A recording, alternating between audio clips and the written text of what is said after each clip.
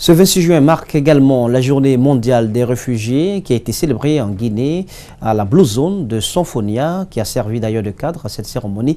À cette occasion, des réfugiés ont plaidé pour leur réintégration dans des pays tiers. Le HCR et le gouvernement évoquent plutôt l'intégration locale et le rapatriement volontaire. Mamadou Kalisso, Ibrahima Sori 5 Soma. Solidarité avec les réfugiés, c'est le thème retenu pour célébrer cette journée. Dans son intervention, le comité de coordination des réfugiés à Conakry a remercié la Guinée qui, depuis plusieurs années, reçoit des milliers de réfugiés de la sous-région et d'ailleurs. Mamadi Kaba est revenu longuement sur les difficultés socio-économiques, sanitaires qu'éprouvent les réfugiés. Il plaide pour leur réintégration. Mais au Haut Commissariat pour les réfugiés, cette voie n'est plus à l'ordre du jour. Certes, cette réinstallation, bien sûr, est une solution durable parmi tant d'autres. Mais ce que vous devez savoir, nous ne sommes plus à ce stade-là. Les réfugiés nouvellement arrivés ont bénéficié de la réinstallation de groupes. Le Haut Commissariat pour les réfugiés évolue en fonction des priorités. Actuellement, il est sollicité par d'autres citoyens qui fuient des conflits. Avec le gouvernement, il propose l'intégration locale ou le rapatriement volontaire dans leur pays d'origine. Et c'est pourquoi l'intégration locale est une solution durable que nous encourageons. Parce que cela va permettre à ceux qui sont par exemple à l'intérieur de bénéficier des terres agricoles, de pouvoir construire des maisons à eux et de vivre la même vie que les communautés d'accueil. Et c'est ça la solution, une des solutions durables. C'est vrai, ils évoquent la réinstallation. La réinstallation, c'est une des solutions durables, mais qui n'est ni à la portée du gouvernement guinéen, ni à la portée du bureau de l'OHCR en Guinée. Le comité de coordination des réfugiés à Conakry affirme que ceux qui ont tenté l'intégration locale en Guinée ont échoué. Il y a des communautés qui ont déjà été intégrées en Guinée avec un montant de 3 500 000 et toutes ces communautés ont échoué. À la fin de la cérémonie, des kits sanitaires ont été distribués aux réfugiés nécessiteux. Direction le Kakandé, où la gendarmerie départementale a changé de visage. Elle a été vandalisée, vous le savez, récemment, lors de la grève de septembre 2017. L'infrastructure a été rénovée par l'assistance financière de la société minière de Boké. La cérémonie de remise de l'infrastructure rénovée s'est déroulée ce mardi en présence des autorités locales, celles des forces de sécurité de la préfecture Abdoulaye Keïta, Salifo Lifosissé. Le bâtiment de la gendarmerie départementale fait partie des édifices saccagés lors de la dernière grève de septembre 2017 par les populations en colère pour exiger de meilleures conditions de vie. Les autorités de la gendarmerie saluent l'acte et sollicitent aussi des équipements pour les locaux.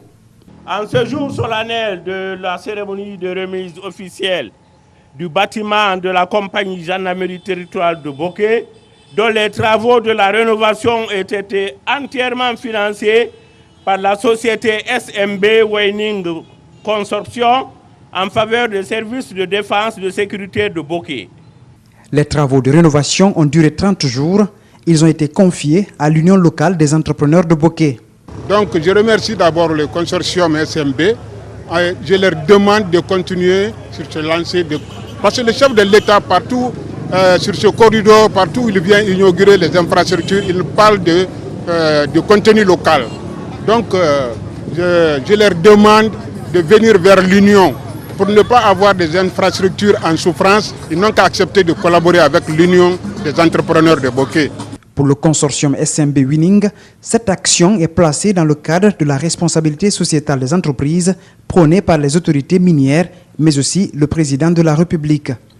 Aujourd'hui, nous sommes réunis ensemble ici pour célébrer les remises officielles des bureaux de gendarmerie relevés et financés par SMB Winning Consortium. Il a fait beaucoup de contributions pour la sécurité de Boké ici.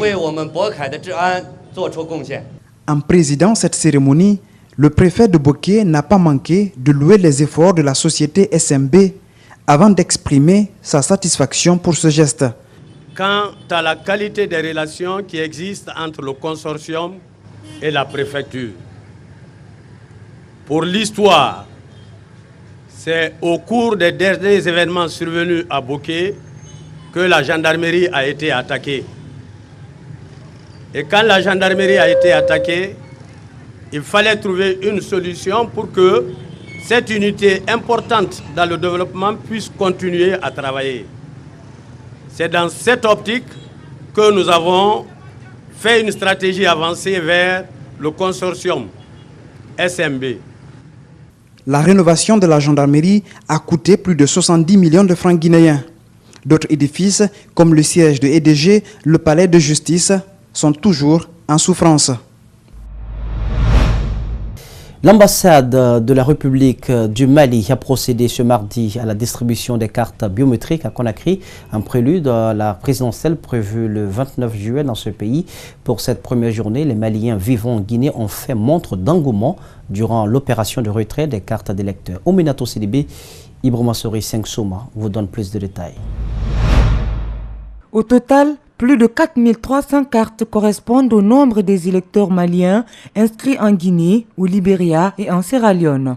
Elles seront distribuées jusqu'au 25 juillet prochain dans ces 3 pays. À Conakry, c'est l'ambassadrice du Mali en Guinée qui a lancé l'opération de retrait. Nous leur demandons de venir tous retirer leurs cartes. C'est un mouvement, c'est un acte citoyen. Et le jour du vote, pour une personne qui a retiré sa carte, c'est qu'il a l'intention de voter. C'est par le retrait des cartes que nous allons mesurer l'engouement des Maliens. Désormais muni de sa carte biométrique, ce citoyen malien se dit heureux. Donc j'ai un sentiment de joie parce que j'ai tous mes documents. J'ai ma carte Nina que j'ai présentée au bureau, donc qui m'a permis d'avoir ma carte d'électeur. Donc maintenant, je suis fin prêt pour l'élection présidentielle. Cette première journée est marquée par une mobilisation sans dégâts, ce qui réjouit le conseiller des Maliens en Guinée. Toutes les dispositions sécuritaires sont prises pour la sécurisation de ces opérations de distribution. Pour un départ, nous constatons une sérénité, une volonté réelle de la communauté malienne à participer activement à ces élections, qui marque vraiment un événement essentiel dans la vie d'un pays puisqu'il s'agit du choix du président de la République. Donc il va de soi que nous allons dépêcher des missions non seulement dans les pays voisins, la Sierra Leone et le Libéria, mais aussi à l'intérieur de la Guinée pour que les Maliens puissent accéder. Cette opération de retrait des cartes d'électeurs est aussi en cours en République du Mali et dans les ambassades maliennes dans tous les pays. Total Guinée récompense ses meilleurs chauffeurs. La remise des prix Challenge aux chauffeurs 2017-2018 a eu lieu ce lundi dans un réceptif hôtelier de la place. L'objectif de cette initiative est d'amener les conducteurs à adopter des comportements susceptibles d'assurer leur sécurité ainsi que celle de l'ensemble des usagers de la route. Mariam Fodé Camara, Abdoulaye Camara pour le compte-rendu de ce public reportage. Ils sont au total 18 conducteurs qui se sont distingués parmi plus de 400 chauffeurs chez Total Guinée de décembre 2017 à mai 2018. Cette multinationale se fixe pour objectif principal la sécurité de ses conducteurs et celle des usagers de la route avec pour slogan « Zéro accident ». C'est pourquoi le directeur général de Total Guinée a salué le comportement des compétiteurs, d'où la nécessité de les mettre à l'honneur. Le transport des hydrocarbures est une activité à haut risque. Et parce que c'est une activité extrêmement dangereuse, il faut mettre en place des mesures particulières. Ça va à la fois de la qualité du camion-citerne, mais également ça va du comportement des chauffeurs. Le comportement des chauffeurs, on s'en rend compte, est déterminant dans la circulation routière et dans la conduite automobile des camions-citernes. Et lorsqu'on célèbre en fait des chauffeurs qui donnent l'exemple, alors de facto on réduit le risque d'accident en Guinée. Grâce au système de géolocalisation et de caméras embarquées dans les camions, ce système a permis aux responsables d'observer chaque chauffeur et analyser leur comportement précis sur la route. En fait, ces chauffeurs n'ont pas été choisis par hasard. Ils ont été choisis tout simplement sur la base d'une notation en termes de comportement sur la route, du respect de la vitesse, de l'absence de conduite de nuit, de l'absence de freinage excessif, etc. Il y a donc des critères qui sont bien déterminés. On a fait un classement et on a ressorti les 3 meilleurs chauffeurs par mois depuis le mois de décembre dernier. Les challengers ont reçu un diplôme, des primes allant de 1 million à 2 500 000 francs guinéens et des gadgets. Alpha Amadou Diallo est meilleur chauffeur du mois à 3 reprises. Il justifie son secret par le respect des consignes reçues. Je suis très content de cette prix. Je pense que je l'ai mérité aussi. Mon secret est simple.